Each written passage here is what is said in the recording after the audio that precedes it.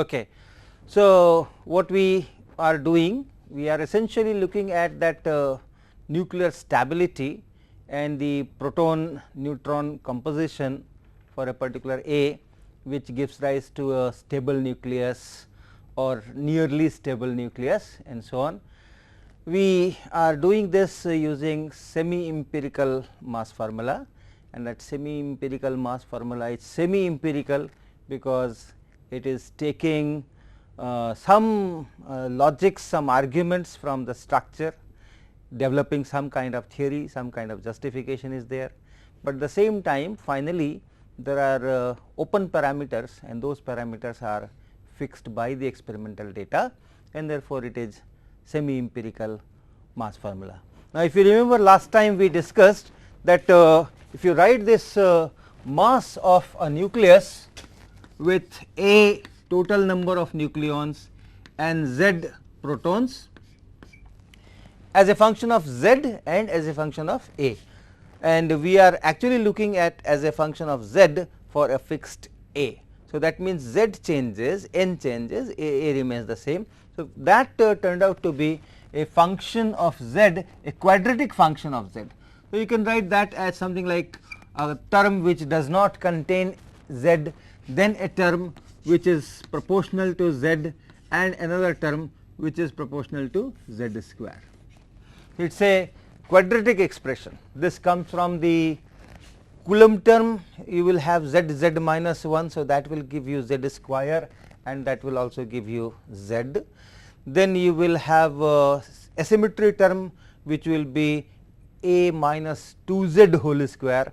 So, that also give you these terms, and also this term when you do a minus 2 z whole square, you also get a term which is independent of z, and then from the mass of the z protons, mass of the z neutrons, from there also you get this dependence. Now, this is a quadratic equation, and if you plot this as a function of z, it will be something like a parabola. Okay. So, if you plot say z this side and mass this side, mass as a function of z this side, it will be a parabola, and it will have some minimum, one minimum, and where that minimum will be, that will be when dm by dz is 0.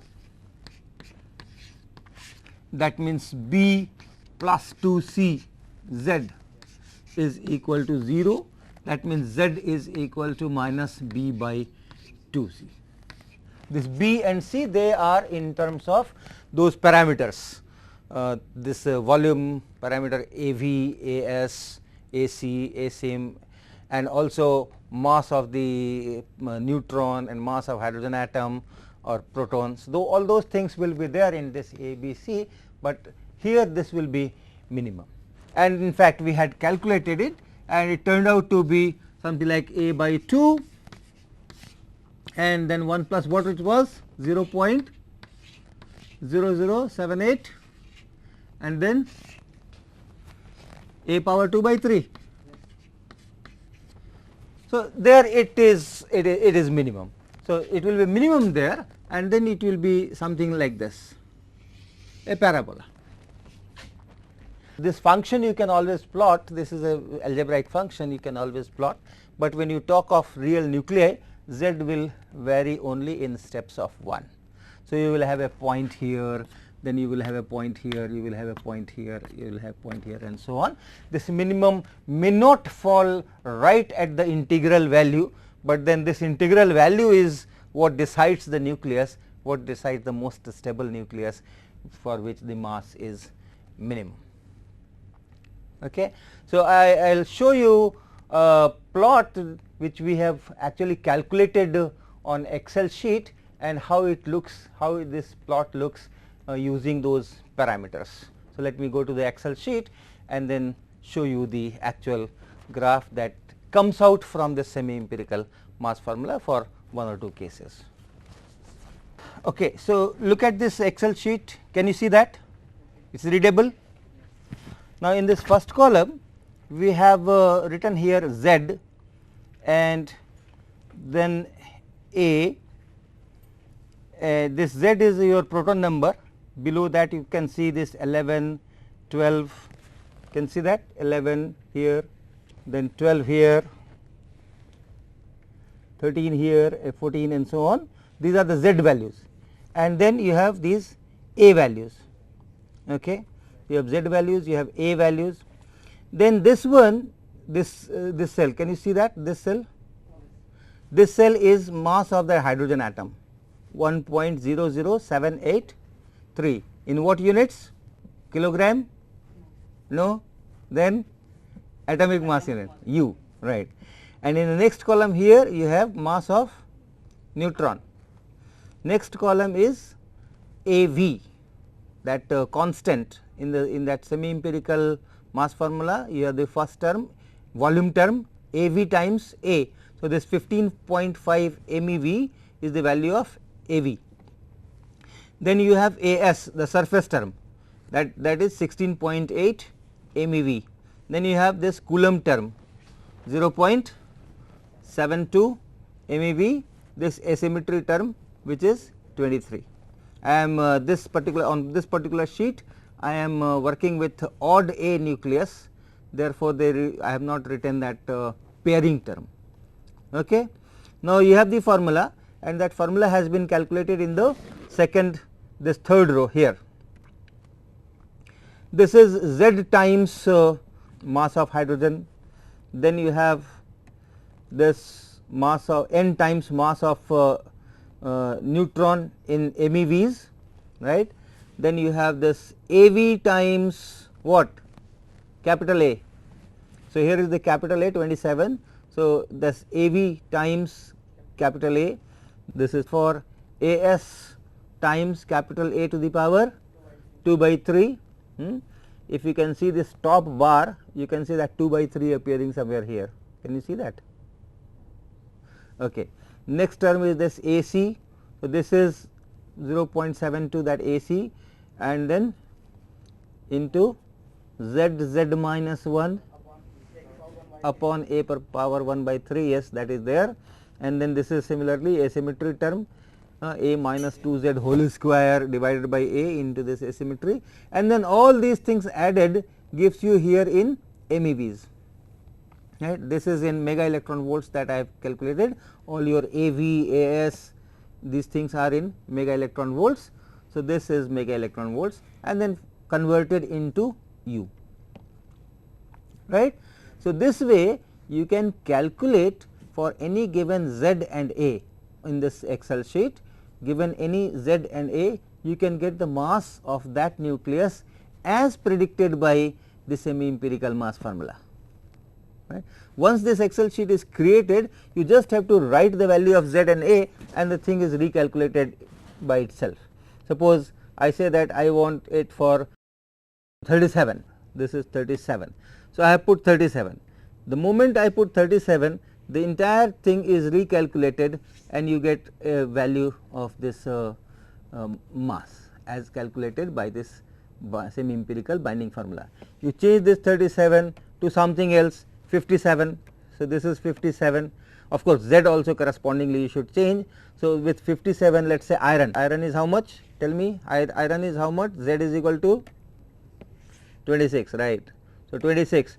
So, now I have 26 here and 57 here. So, this is iron 57, and then the mass is calculated to be this much, 56.9711 atomic mass units EU.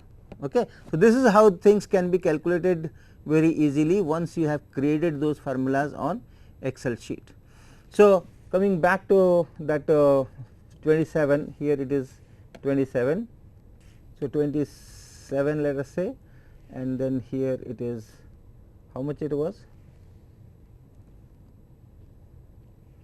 with 27, how many protons you would like to put? Start with 11, right, and you get all the values, and the graph is also is there. Can you see the graph? Does it look like a parabola, right? So, once you have created all this Excel sheet, you just have to give the value of Z and A, and the rest is calculated there itself. So, this is where is the minimum? Z is equal to Can you read the graph? The minimum corresponds to 13, z is equal to 13. So, if A is 27, at z is equal to 13, you will have minimum. Okay, fine. So, now I will show you some pre-calculations. I have already done some calculations, and those graphs are already plotted, that I will show you. Now, look at this graph. This is constructed for capital A equal to 137, and then z I have calculated for 54. So, this is 54. This point you can see, this point here, this point is, this corresponds to z is equal to 54 and A is equal to 137. Z is equal to 54 is xenon, right. The element, name of the element is decided by the number of the protons. So, you have this xenon, Z is 54 and A is 137, and this point as calculated, mass as calculated by semi empirical mass formula, that falls here. Then you have next cesium, which has Z is equal to 55. So, as calculated by semi empirical mass formula, using all those AV, AS, asymmetric, A Coulomb and so on, you get the mass lower here. Then you have Z is equal to 56, this is barium. So, that mass comes out to be even smaller, but then if you go for one more Z, Z is equal to 57, which is lanthanum, then you get a higher mass, which is here. And if you go even further, Z is equal to 58, then you get a point here. This line I have just drawn through all these 5 points. So, it is some kind of a hand fitting of this data, and therefore, you can see some variation here, but they are falling on a parabola. They look like, it looks like a parabola, right. So, which of these isobars, these are isobars, okay. These are isobars because capital A is same for all of them. So, which of these isobars is most stable? The mass energy is minimum for barium, okay. So, if mass energy is minimum, that is the most stable nucleus. So, if you look for all the nuclei that can be formed with capital A equal to 137, you will find that this barium here, this barium has minimum mass energy, and therefore, this is stable.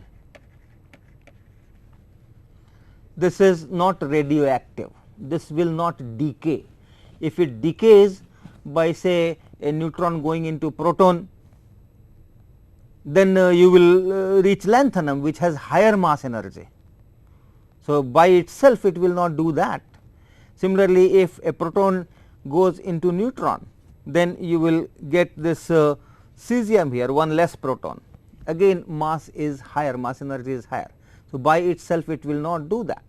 So, this is stable, but then lanthanum, if lanthanum is there, Z is equal to 57, and if this Z equal to 57 can become Z is equal to 56 by decreasing one proton, keeping capital A 137, you will have a reduction in mass energy. The mass energy will be reduced and it will happy to do that. So, this will be radioactive and it should convert its proton into a neutron.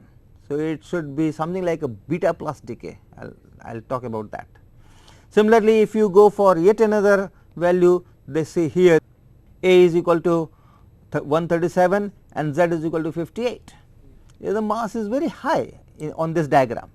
So, it can reduce its mass by changing a proton to neutron and coming from here to here, and similarly this can come from here to here and then sit quite comfortably. On the left side, if you see, Z is equal to 55, this is cesium here, and if this Z is equal to 55 may become Z is equal to 56, and how can that be? How can you increase the value of Z? By decreasing the value of N. That means a neutron converts into proton, the beta minus decay, very good. So, this will come here. So, this should be beta minus active, radioactive, and it should be beta minus decay, to this. Similarly, here xenon mass is high, this is Z is equal to 54. So, if this can come here, Z is equal to 55, the mass will be decreased, and hence it can come through that beta minus decay here, this will come beta minus decay here.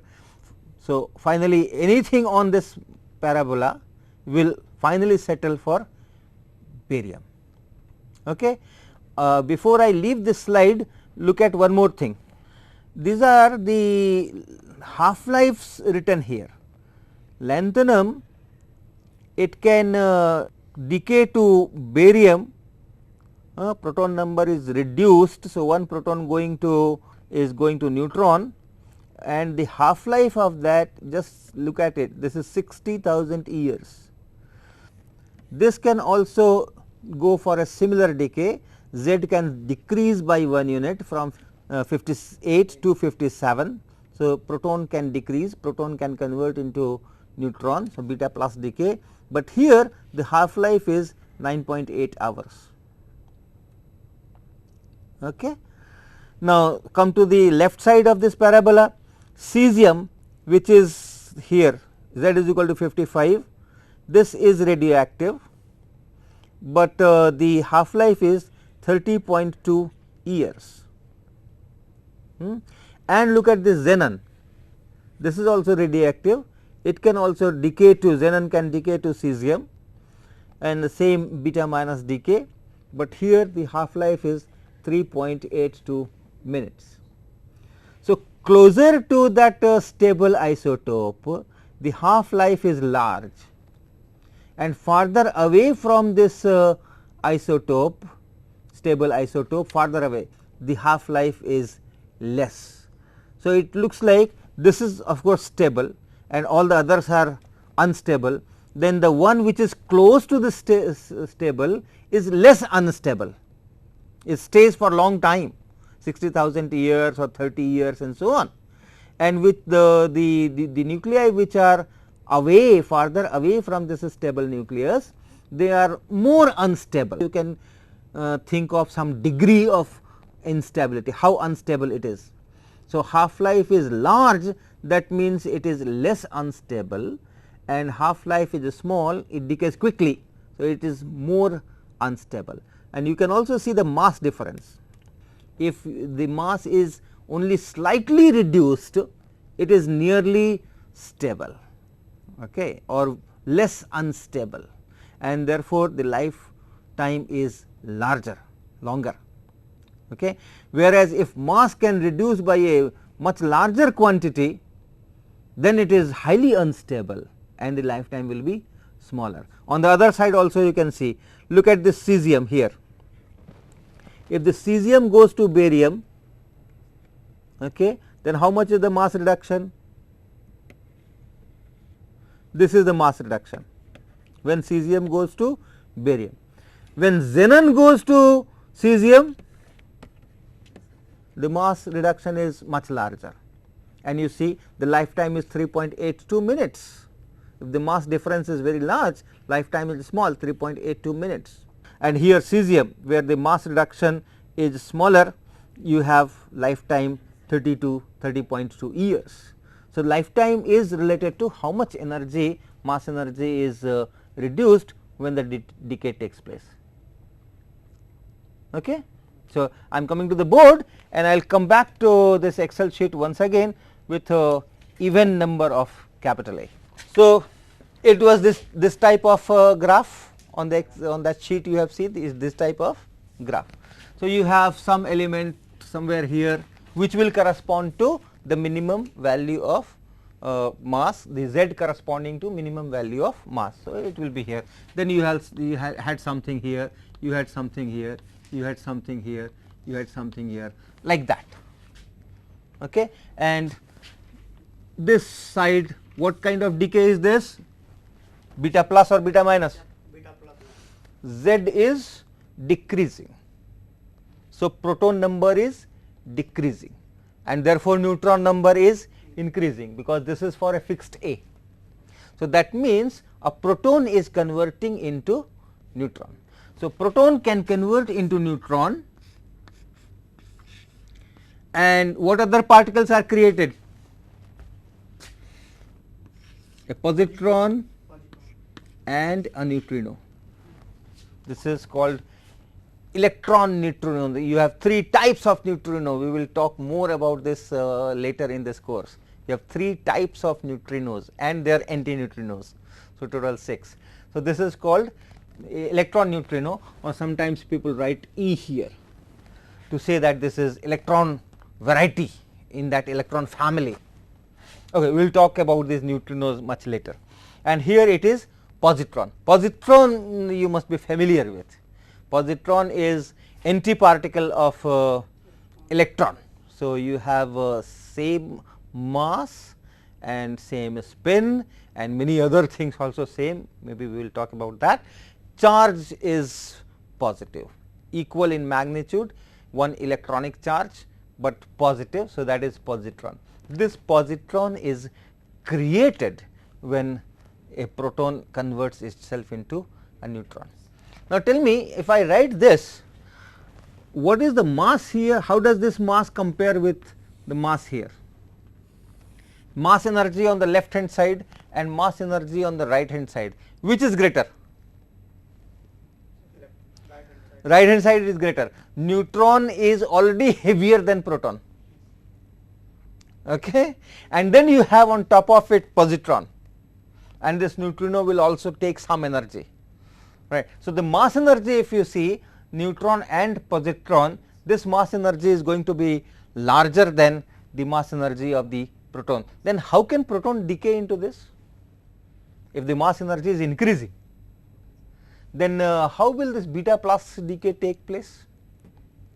A free proton will not go through this, but if this proton is part of a nucleus, look at this nucleus,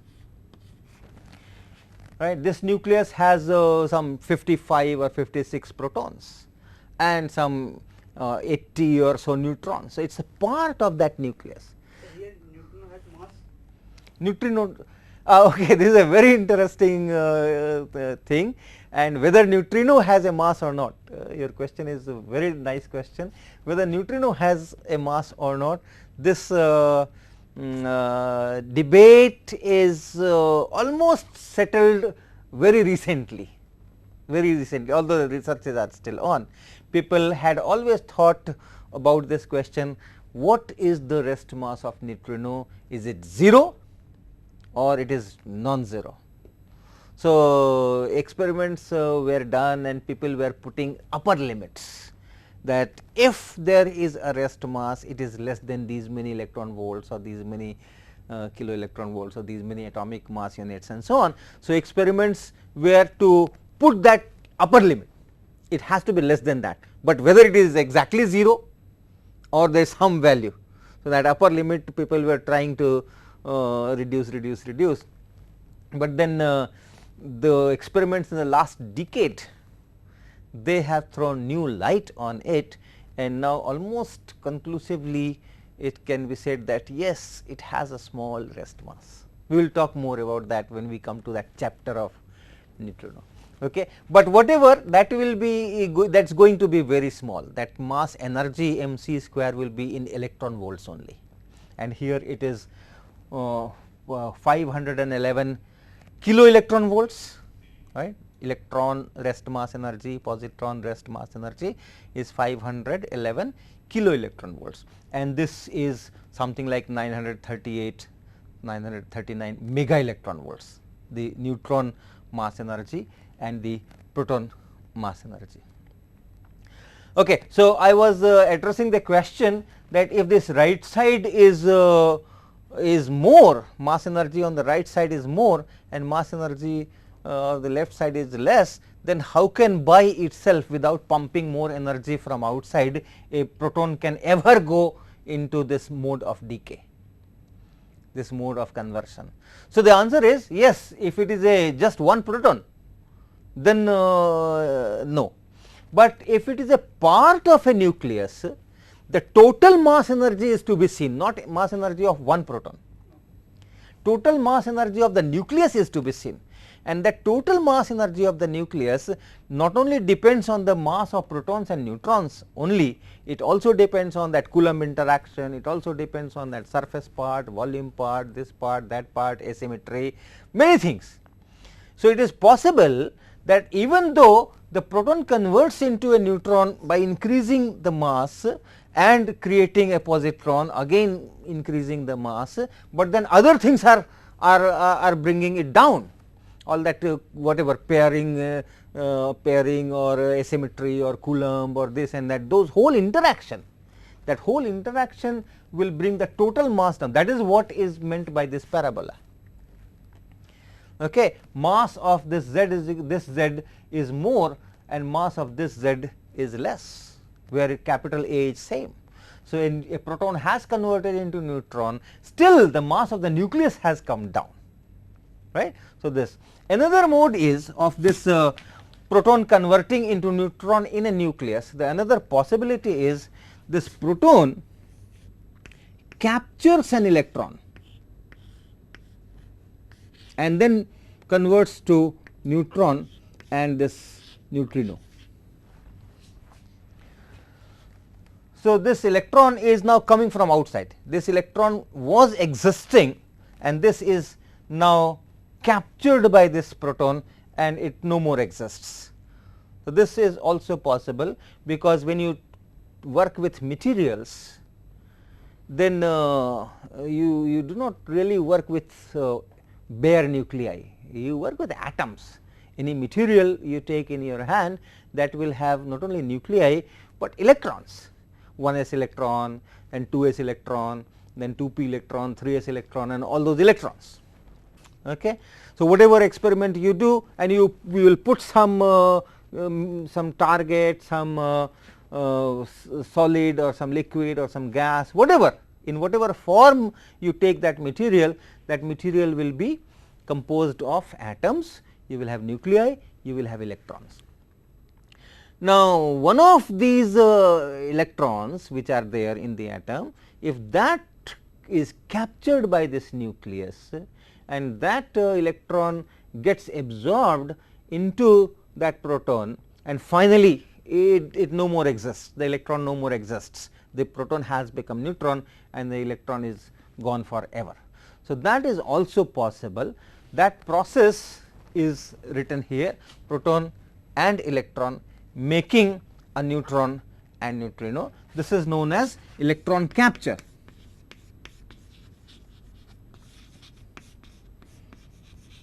EC, you will find in the books EC.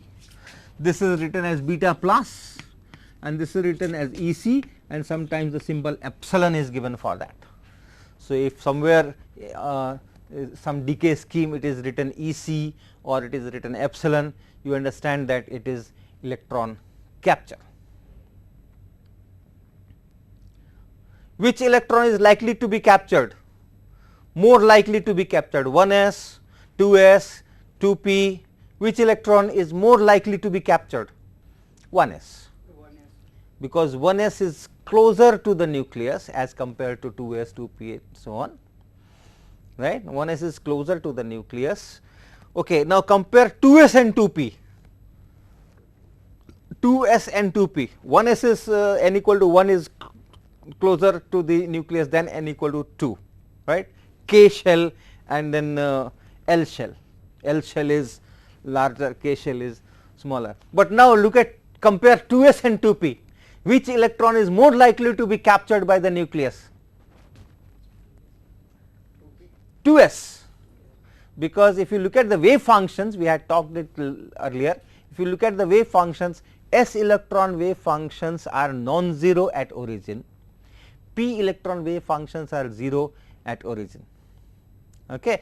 So, s electrons will have overlap with the nucleus, it is spending time inside the nucleus, s electron, and therefore, it is more likely to be captured. P electron is generally outside the nucleus, the wave function is 0 there, at origin it is 0 there. So, 2s electron will be more likely to be captured than 2p. Whatever electron, once electron is captured, proton goes into neutron and this type of decay can take place. So, this could be beta plus or epsilon, this could be beta plus or epsilon. Okay.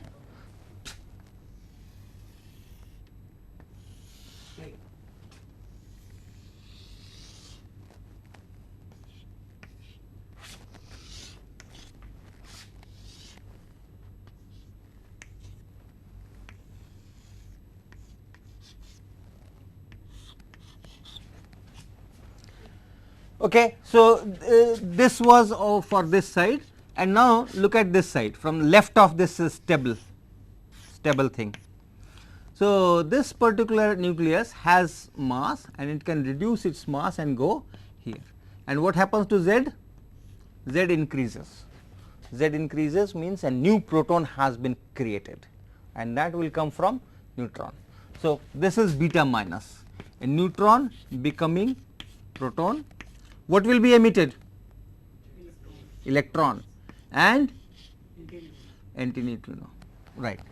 So inside the nucleus, one of the neutron can convert into proton, electron will be created, a new electron will take birth, okay, and this antineutrino, and then this can come here. Similarly, this can come here, and the lifetime is related to the mass difference that I had shown you, that if the mass difference is small, then lifetime is large.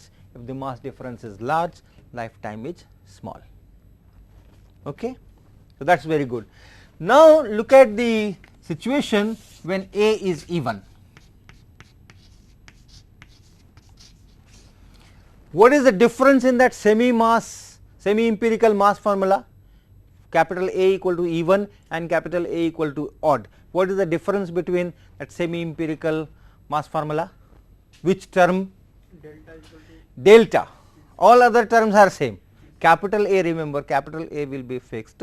So if I look at that expression of mass energy as a function of capital Z for even number of nucleons capital A, the difference will be in delta. That delta as such does not depend on Z.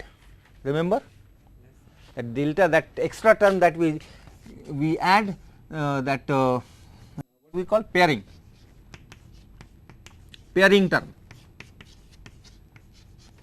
This is AP divided by capital A power 3 by 4. So we add it if it is odd nucleus. Remember, I am talking of mass, right? I am talking of mass. So if it is odd nucleus, negative, yeah, that is what I am trying to explain. Yes, you are correct. It is negative for odd, but that expression was for binding energy. So binding energy reduces. If you have odd, it is less bound. Okay. But now I am writing mass. So if it is odd, it is less bound, means its mass has gone up. The mass of the whole nucleus has gone up as compared to that delta equal to 0 situation. Okay. Less bound means mass is gone up. So for binding energy, when we write AV into capital A minus AS into capital A2 by 3 etc., that time, yes, from binding energy, if it is odd nucleus and pairing is not taking place for both of them, the binding energy is reduced. Therefore, you subtract from binding energy this factor. So it is negative. For even it is positive. But when you write an expression for mass of a nucleus is mass of Z protons plus mass of neutrons minus the binding energy, right. So in there this will become plus. So for mass expression, all this parabola that I am drawing here is for mass, right. So this is, and then it is minus AP over A3 by 4, that is for even,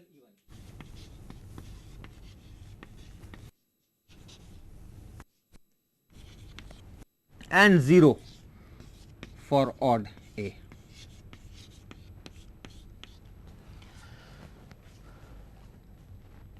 So on the face of it, it is capital A that is appearing here, the z is not appearing here.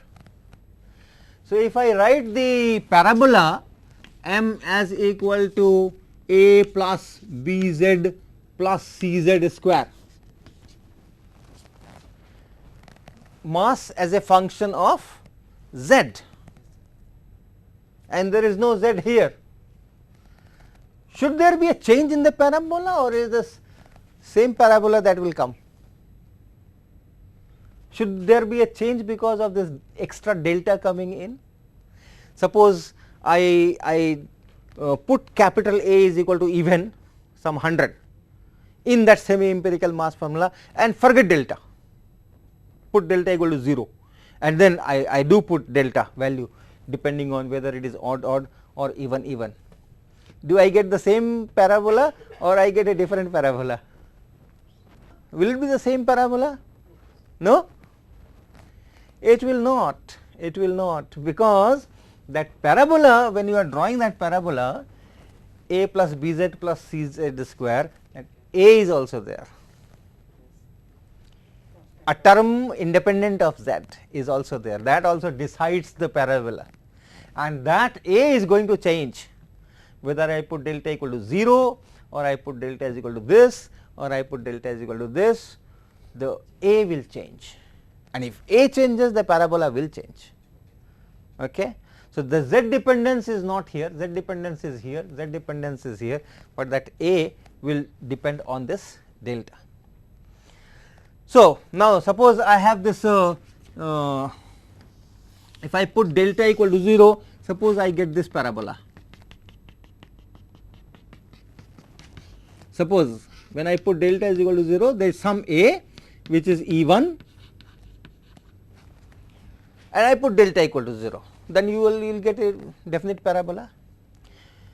Now, if I put this value, positive value, so a is increased, this small a here, if this small a here is increased, how will it look like on this diagram? The whole parabola will be shifted up, where everywhere all those other terms are there and this term is added, this a is increased. So, everywhere that y axis, y coordinate will increase. So, you will get a parabola of this type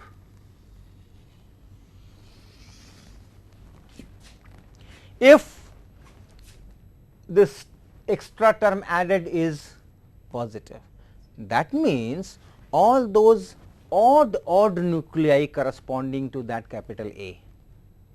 Okay. The capital A we have fixed, but with that same capital A I have two varieties. In one variety, as I change z, as I keep on changing z with 1 units, you will get two varieties, one in which proton number and neutron number are both even and other both odd. So, all those values, all those nuclei for which capital Z is odd and therefore, capital N is also odd, they will fall on this parabola. But then you also have nuclei with the same value of capital A, where Z is even and N is even. When I use that semi empirical mass formula to calculate mass and plot here, I will be using this negative contribution here. This mass is decreased. If Z is even, N is even, then pairing will take place. You do not have unpaired nucleons. So, the mass will go down, it will become more stable. So, if I add this term as compared to this delta equal to 0 parabola, this parabola will be shifted down. So, all those even nuclei with that same capital A will fall on another parabola, which should be like this. So, this is for odd and this is for even. I have done these calculations for capital A equal to 128 on that Excel sheet, and I will just show you how it appears. Okay. Now, even parabola, the situation is slightly more interesting as well as more involved also. See, it is the same Excel sheet and you have those values, 1 H1 mass, neutron mass, then you have this AV, AS, all that same sheet is there, right. Now, if I put let us say Z and A, so in place of Z, A, let me write 128,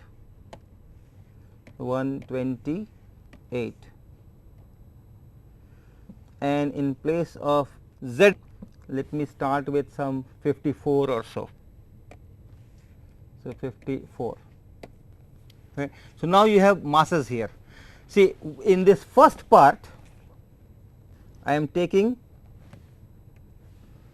Z is equal to 54, then 56, then 58, then 60 and then 62. Can you see that? Or should I enlarge more?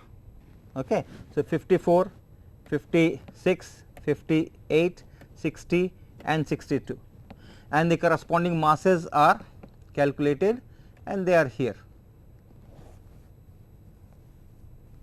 They are here, right. These are the masses. Now, this thing I have put A pair 34, okay, that 34 AP. So, using this AP equal to 34, I have calculated the masses for Z is equal to 54, 56, 58, 60 and 62. Now, in the other part, other half you can see here, this A pair, the lower part, A pair here is minus 34. So, it is the same formula copied, but A pair, that constant is now minus 34, and I am using this minus 34 to calculate the masses for Z is equal to 55, Z is equal to 57, Z is equal to 59, 61 and so on. Okay. These are odd nuclei. The total capital A is 128, remember. So, these are odd nuclei, and I am using A pair equal to minus 34, whereas these are even nuclei and I am calculating the mass using A pair equal to plus 34. You have to do that. Even nuclei, you have to see that they are paired and therefore, the mass energy is decreased. Odd, it is the other way. So, all these things are taken care of, okay. And when everything is taken care of, then you get this final parabola that I will show you for capital A equal to 128. Here it is. Look at this is the results that we calculated from Excel. Those results are plotted here and it is shown to you. This is capital A equal to 128 and Z is equal to 49. Z is equal to 49 is this point, indium. Z is equal to 49 is indium. Z is equal to 50 is tin. This is 10 is equal to Z is equal to 50. Look at this 50 here. This is tin. 51 is antimony. 52 is tellurium. Then 53 is indium. All these are numbers which I have gotten from that Excel calculation. 54 is the xenon. 55 is the cesium, and this is barium here 56. If you look at all these points together, they do not lie on one parabola, but if you look the odd ones separately, this is the odd one, this is the odd one, this is odd one, then this is odd one, this is odd one, they lie on one parabola which is shifted up, and the even 50, here it is 50, 52, 54, 56, this point, this point, this point, this point, they lie on another parabola which is shifted down. So, even will shift down, odd will shift up, and for the same value of capital A, you will have these two parabolas coming together, right. Okay, so now just watch that I will draw this schematically on the board and we will discuss the decays. So, tellurium here, xenon here and iodine here, okay, and other things, just keep in your mind. So, you have this type of situation is already there. So, you have Z on this side and mass on this side, and you had a element here, you had an element here, you had an element somewhere here, and then other things. What was this? In iodine, okay, good. And what was this? Tellurium.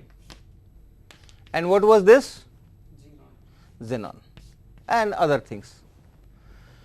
So, now if you look for where are the stable nuclei, remember for odd A case we had one minimum of the parabola, and whatever was lying close to that minimum of the parabola was the stable one, and from one side it was beta plus, one side it was beta minus. Now, if you look at this diagram, what can happen? This is one Z, this is next Z, and this is next Z. Look at these three, and especially look at this one. This can go to this, lowering the mass, and this can also go to this, lowering the mass, right, and the difference of Z here to here is 2 units. Z increases by 1 unit, Z increases by another unit. So, tellurium to xenon or xenon to tellurium is very difficult. It is not beta plus, it is not beta minus. Z is increasing by 2 if you go from here to here, or Z is decreasing by 2 if you go from here to here. So, all those double beta decays possible, but almost very small probability. So, both of them are stable, right. This one and this one, both of them are stable even if there is a slight mass difference. So, for even A nuclei you can have 2 stable isotopes. For odd A nuclei you had one stable isotope, anything on this side will decay to this, anything on that side will decay to it, but here you can have more than one stable isotopes. In fact, you can have 3 stable isotopes also, and you can have a situation in which there is only one isotope stable, that is also possible. This is one case 128 I have shown you, where you have 2 stable isotopes, tellurium and xenon. Okay. So, next lecture we will talk more about these even A things, how you can get 3 stable isotopes or how you can get 1 stable isotope in this case. Okay. All right.